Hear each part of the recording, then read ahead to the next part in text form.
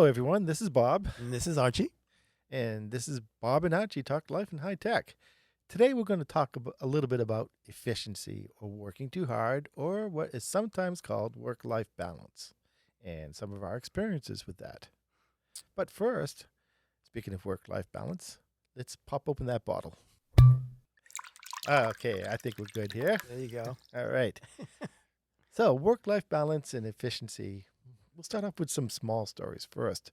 I remember that, Archie, you and I were working with this writer who was praised for working all these extra hours to get this particular job done. But when we looked at it, this person was being incredibly inefficient, skipping out on certain tools that would have made what took her 60 hours would have taken us 10.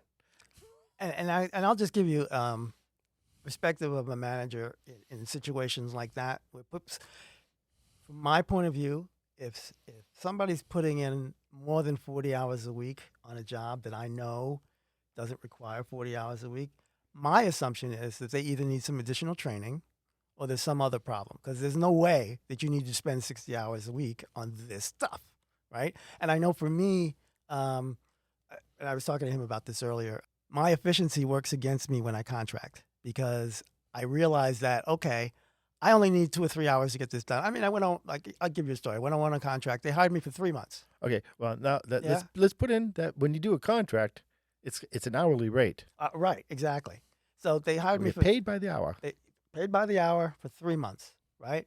They put all this stuff on my desk, and in about 6 weeks, I had it done.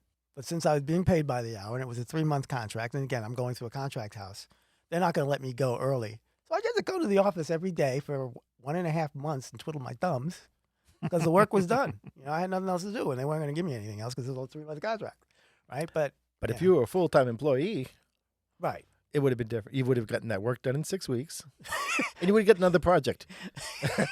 Yeah, exactly. Because, I mean, part with the full-time employment, the expectation is that you will ask for additional work when you're done.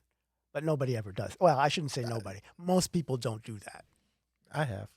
Well, I get bored. yeah, I get it. I get it. I mean, for me, I create my own work for the most part. In other words, yeah, I do that too. yeah, it's kind of like I said, I like to fail big. So it's kind of like, okay, if the job is this, I'm going to turn it into this. See if I can get it done. He I'm used using his hand hands. gestures. I'm sorry. It was a small piece, and then he moved his hands apart for a big piece. Yeah. I mean, it's like I got the time. Let me pull this in and pull that in and make sure it's all right. Yeah, you should see Archie's hands going all over the place. Yeah, I know. He hits the mic every now and then. I'm a New Yorker. I speak with my hands. What can I tell you? I used to be Italian, but that's not the story.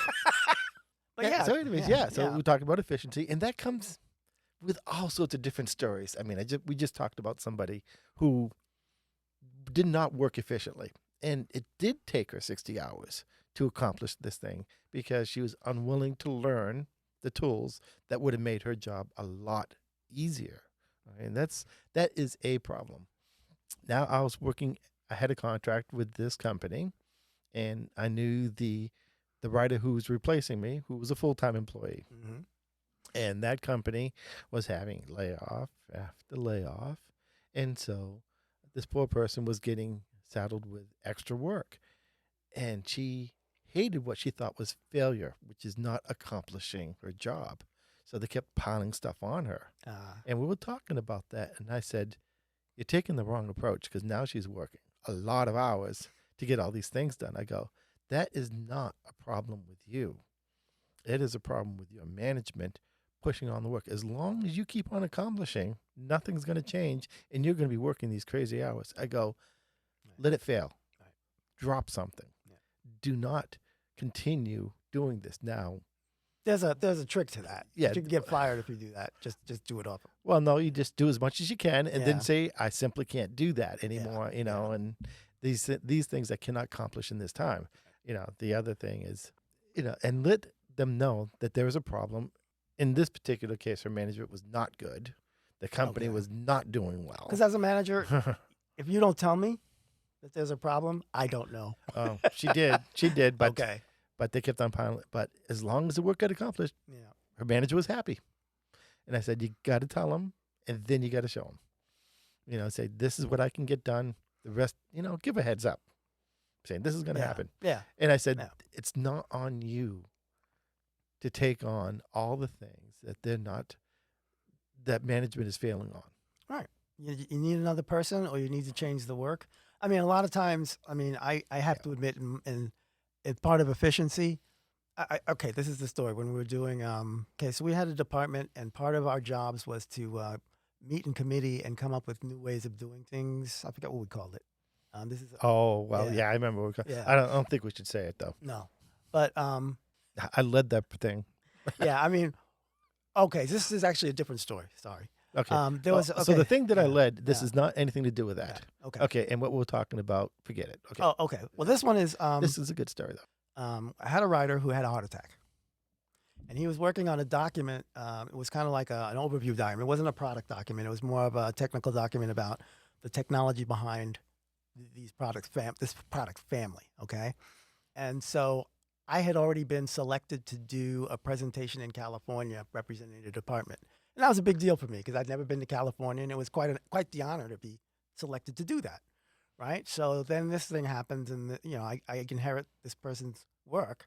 And I said, well, you need to finish this. And the person who was the project lead was saying, well, there's a lot of work. Do you really think you can do both? Go to California and do this? And I'm like, of course I can. I mean, I didn't say it that way, but in my mind, it's like, yeah, there's no way I'm giving up California.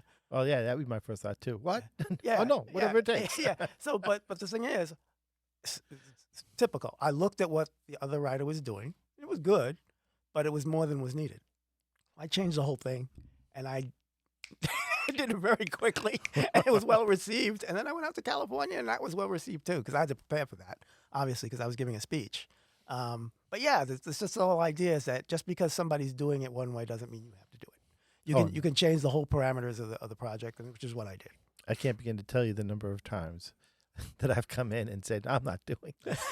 I'll give you one story for efficiency. Okay, we had this product. And I was brought in. The engineering manager, the VP at this point, had known me from another place and brought me in and said, we got some problems here with documentation.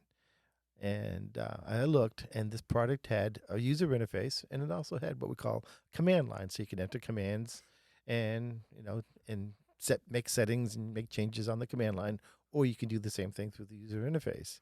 The previous writer decided to write this one big book that it was just the how to use the user interface and do all this stuff, and another book that captured the same information except how to do it with the command line. Two separate books, and of course, resources being what they were not in sync.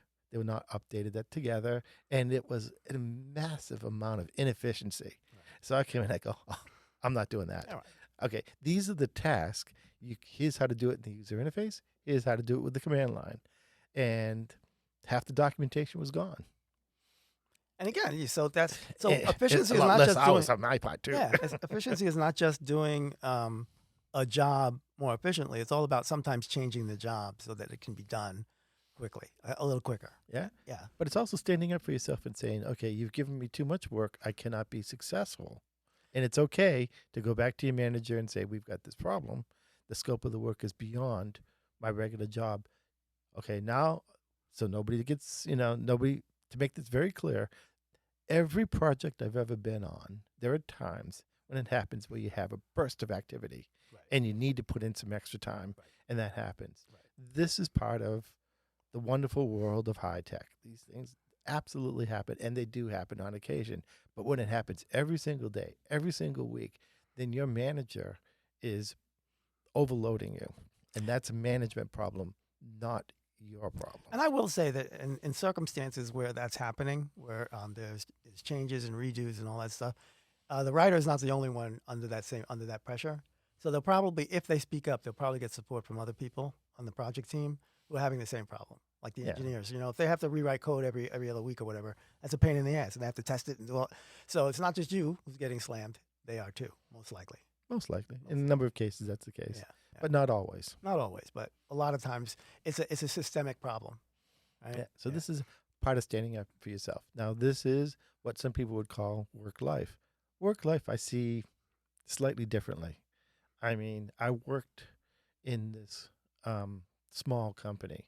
I was brought in for I think a 6-month contract, and the first thing they told me when I walked in the door, it was a 6-week contract. They didn't have the money for me, and there was this one woman who had a child with a handicap, and so she was making lots of phone calls, and these things had to happen. I mean, these were important things to do and to get things done, and therefore she couldn't spend as much time on the job. That's where I was brought in to help out, and I did. Yeah. And but I was also very efficient about it because the design they had was just kind of like out there and had like your story about having too much and not being focused on the project and Right. focus on what the users need. So I was able to do things.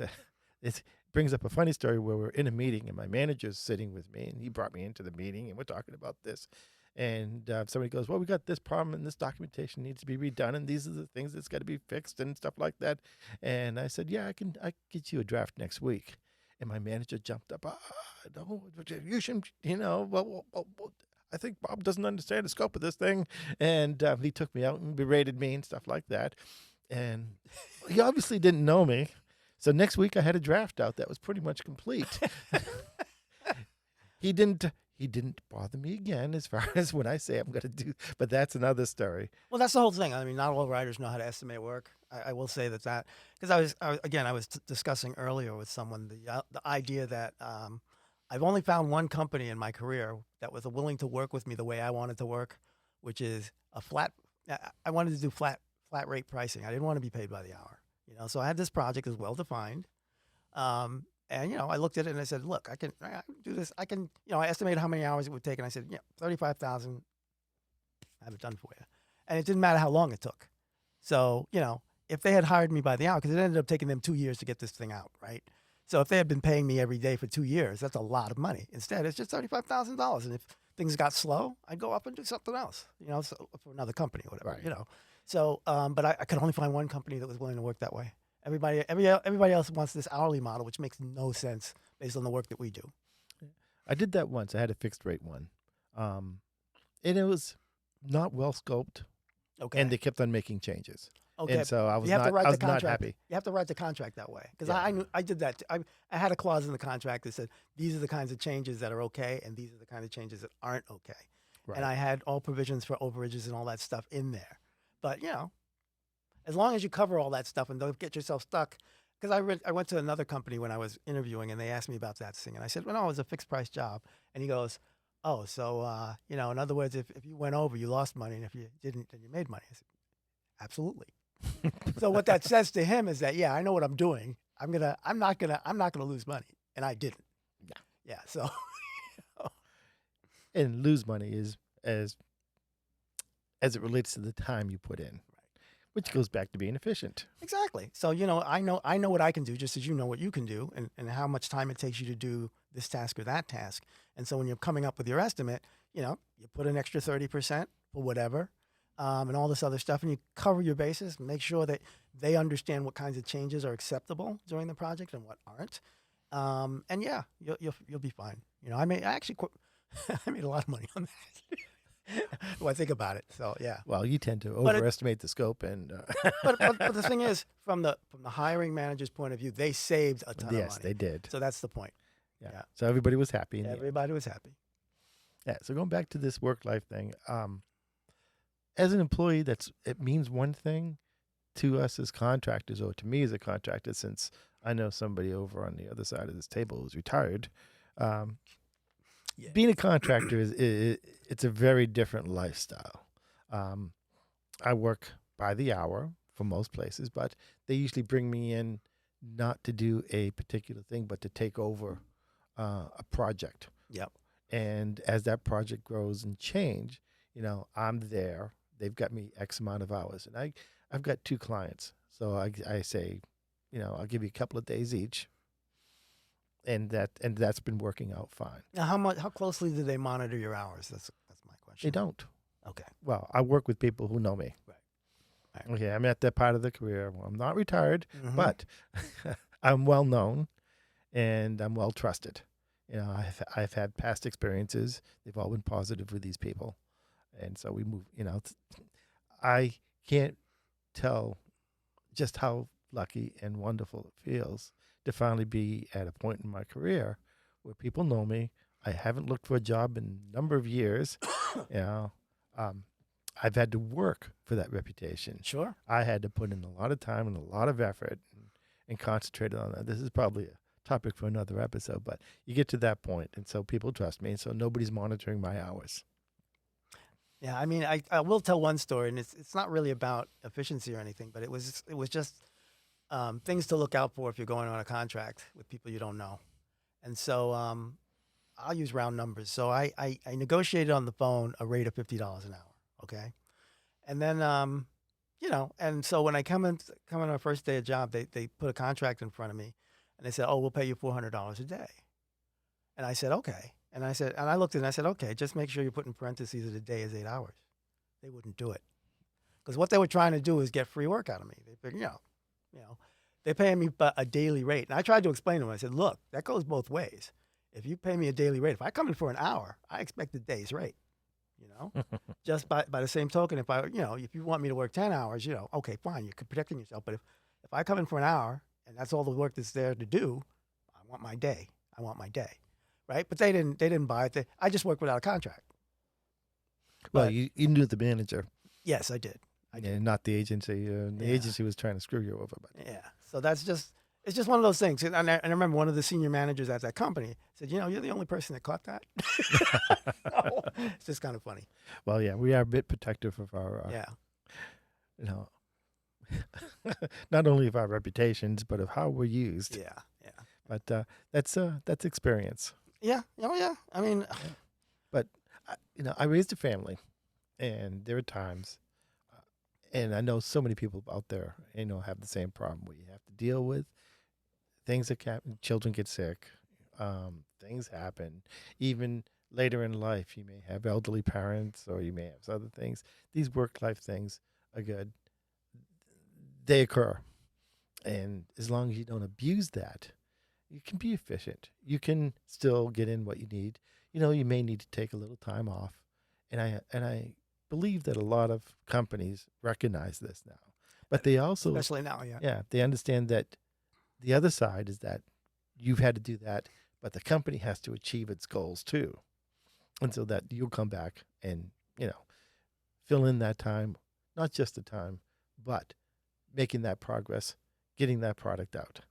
I mean, I said this once in an interview, and I'll never do that again. I'm retired anyway. But Of course, you won't do it again.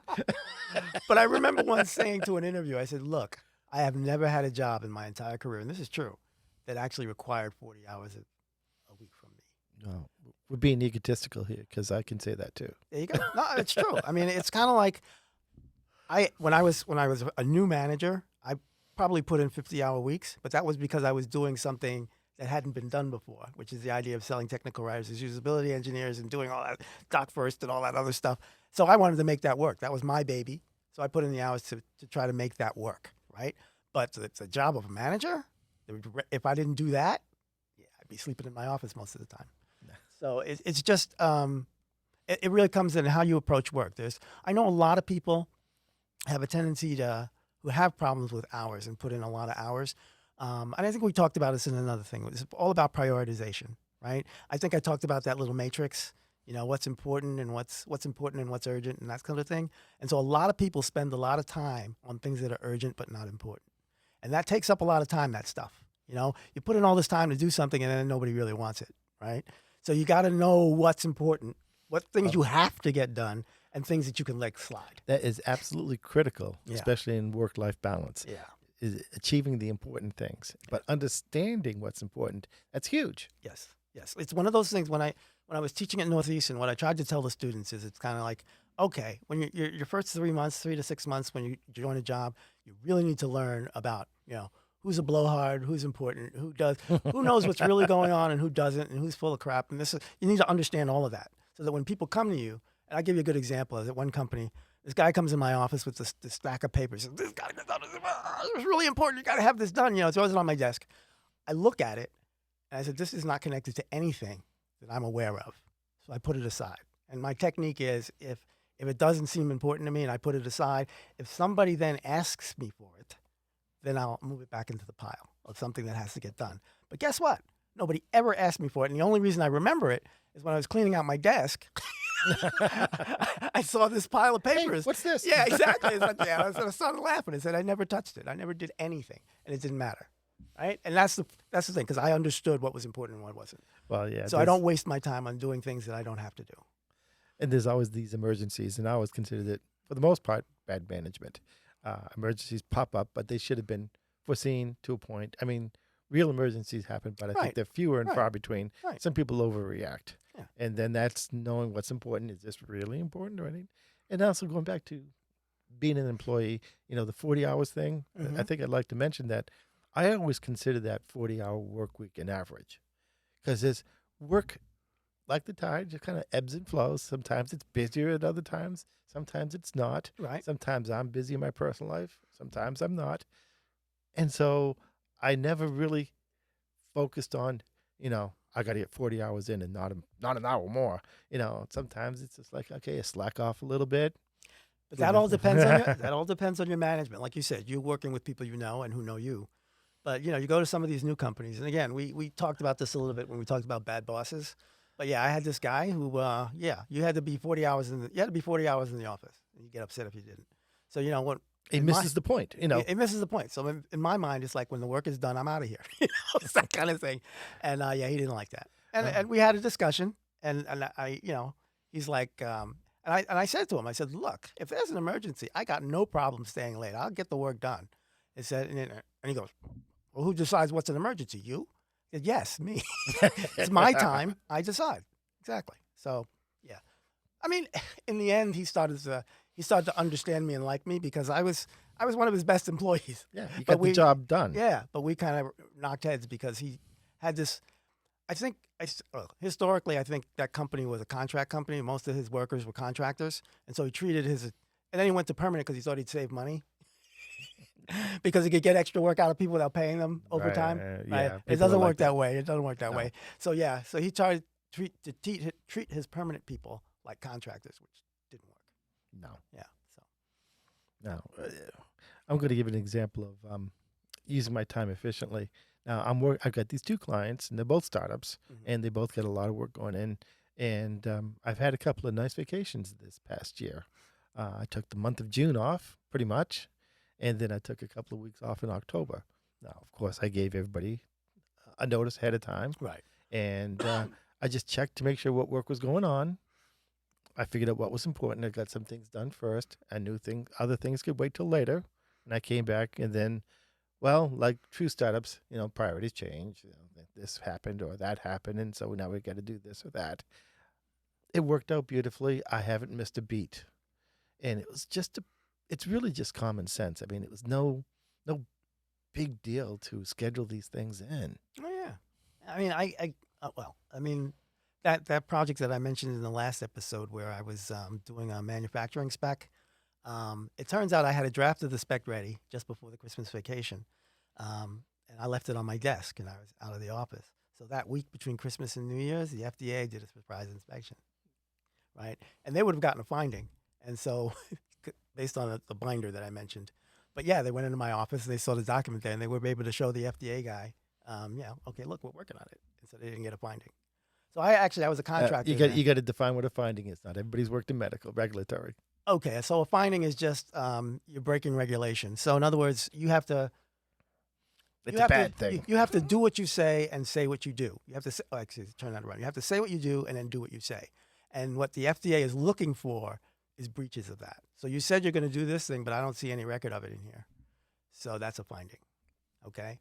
And so in this case, like you said before, do you have something that says that manufacturing engineer can repeat this process over and over again the same way? They didn't have that. So that's a finding. So they found my draft, and they showed it to the person, and they didn't get a finding. Now, I was a contractor there, and they offered me a permanent job just because of that. Because I was 2 months ahead of schedule. That document wasn't due until like February, March. But you had the time. I had it done. Did it. And it was also one of the important things to do. I knew it wasn't just the schedule. I knew it was important. I said, yeah, if I do nothing else, I need to make sure that this gets done. So I did.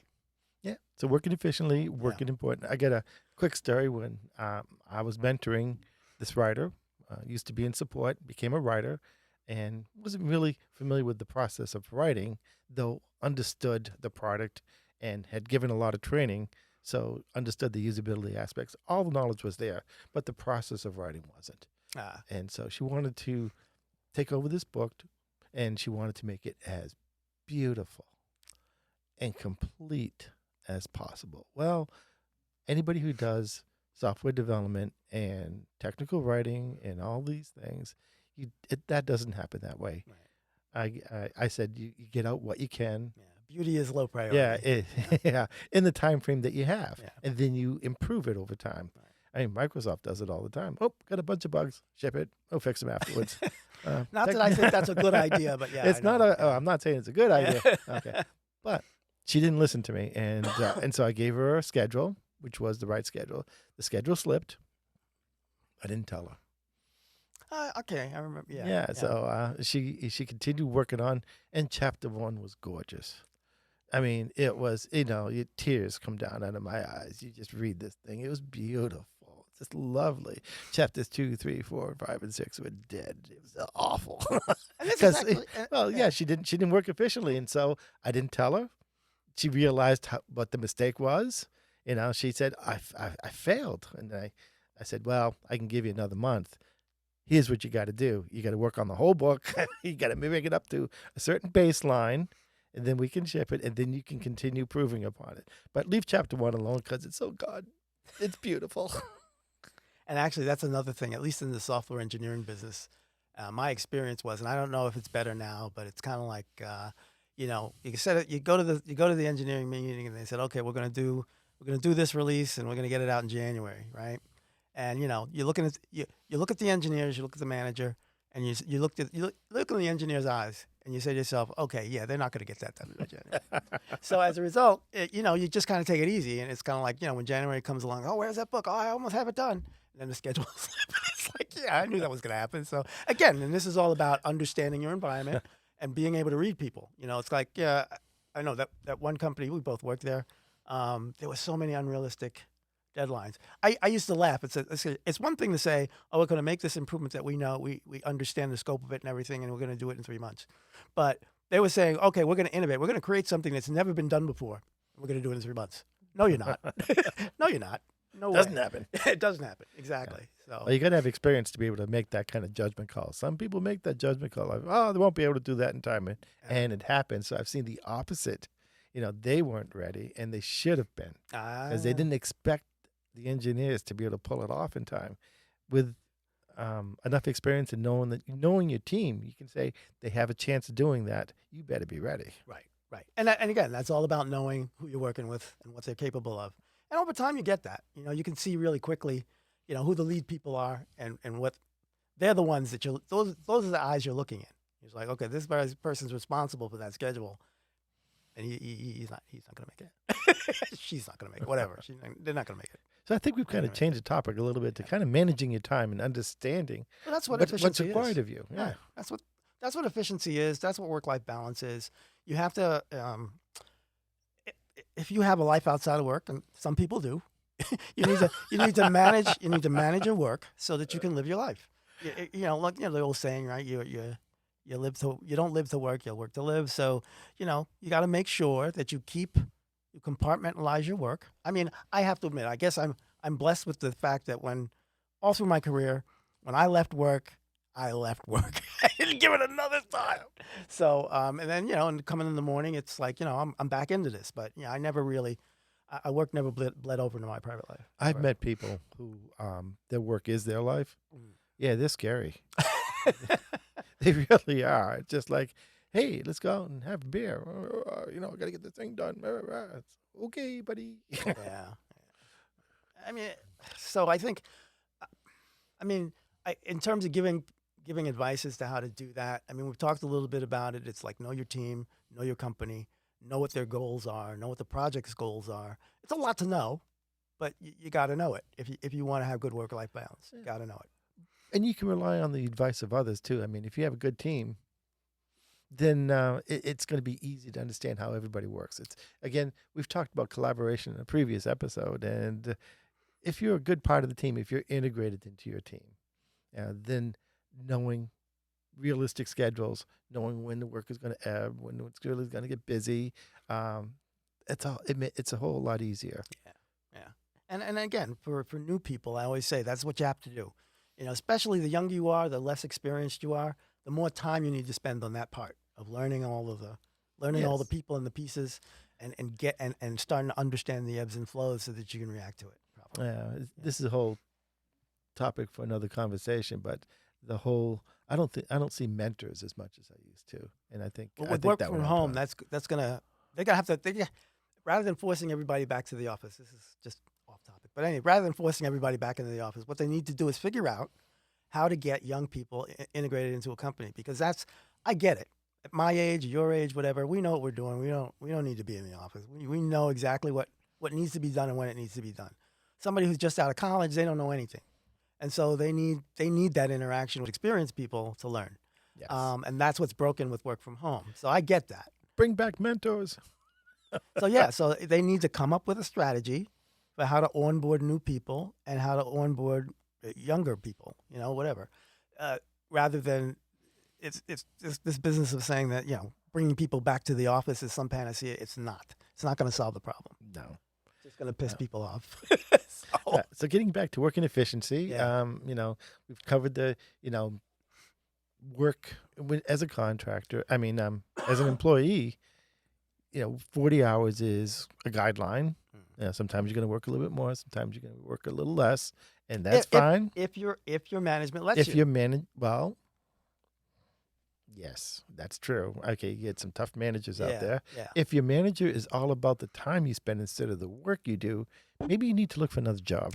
No, I agree with that 100% because I have worked for both. You know, I've worked with Yeah. people where it's all about how many you get rewarded for putting in more hours, whether you need to or not. That's why in some of these comedies, they see people, surfing the web from 5 to 5:30, so that they get that half hour, that extra half I hour. They're not know. doing any Then, work, but it looks good to their boss because their boss cares about hours. It's yeah, just stupid. that's the bad Yeah, management thing. yeah. So But yeah, so we got that. Also, in the one case where somebody was working so much, but they could have been a lot more efficient. Always be open to the latest tools. Keep up with your group. in Keep your up with the profession, tools. right? Yeah, In your yeah, profession, because you should know all those tools. yeah. Don't be afraid. Right. That's yet another topic. And if your management is burying you, and you're working like the work of two people, you got to let them know. And then, if they won't do anything, you got to say, "These are the things I can't get done." It's okay to say that. And I also just want to throw in this thing where, okay, so I came in as a contractor and I was there to help out this person who was working on this project, and they were doing that. They were working nights and weekends trying to get this stuff done. Now, when I came in and I took over some of the work, it was like, I don't understand why it's taking her so long to do this. It's not complicated. This is not. But like I said, it can be sometimes Yeah. that maybe you need additional training. Maybe you need to learn something that you don't know that'll help make you more efficient. So it's not always just a matter of your management being bad and overloading you. It might just be that you need to take some courses, so that you can work faster, or at least, yeah. I mean, because I do believe that if people are putting in 60-hour weeks on a consistent basis, they don't know what they're doing. Now, here's a So, big thing for everyone that I understood a long time ago, and I've given this advice to other people, and they have really thanked me for it. It's just like, okay, if you're working really hard and you're hitting a wall, you're sitting there, you're putting in the time, and you're not doing anything.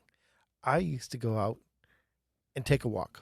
right, I mean, middle of the afternoon. right. I would go out and take a walk. Well, I could get away with it. Not everybody get, but the whole point is take a break.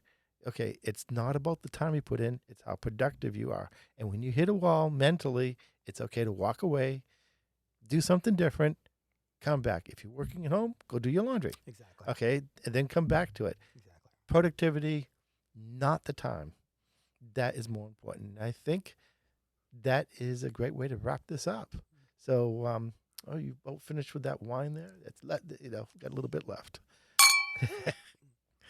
And so that I want to say thanks again to Matt, our great engineering guy and guru, and gives great advice, and to Sterling-Lancaster Community TV, television, uh, for recording us. and helping us out. It's been great. This is our 11th episode. Done quite a bit. Yeah. So this is wonderful. Yeah. Thanks everyone again. Hope everyone has a great day, and we'll be talking again soon. Have a good one.